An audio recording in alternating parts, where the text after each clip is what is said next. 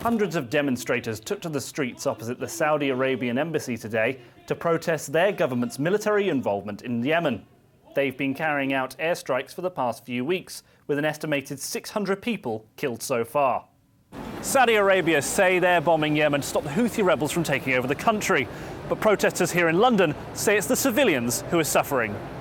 As always happens with these bombing campaigns, you can't separate out the so-called rebels, which is a large political movement in the Yemen, from ordinary civilians. You're bombing the capital city, Sana'a, which is a fabulous Arab capital, and you're bombing a civilian infrastructure in exactly the same way as we've seen in other wars. And so civilians are dying. You know, you aim for a Houthi headquarters, it's next to a block of flats. There is no weapon so smart in the world that, as we've seen again in other wars, that it won't hit the block of flats. And that's what's happening. Women, children, people who are completely innocent are dying in droves because of this bombing.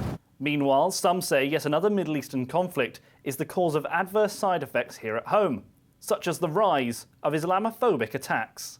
My father, Mohammed Salim, was murdered just 2 years ago in Birmingham by a neo-Nazi far-right terrorist. With every war we face, there's a growing backlash of racism and Islamophobia here in the UK. So the rise of Islamophobia in the UK is due to the fact that there's more wars that the UK government is getting involved in, and that is impacting on people like myself, when my father was murdered in a similar terrorist attack. So with plenty of Londoners speaking out, and the potential for Saudi Arabian boots on the ground in Yemen, all eyes are on the Saudis to see what they'll do next. Because they don't feel safe.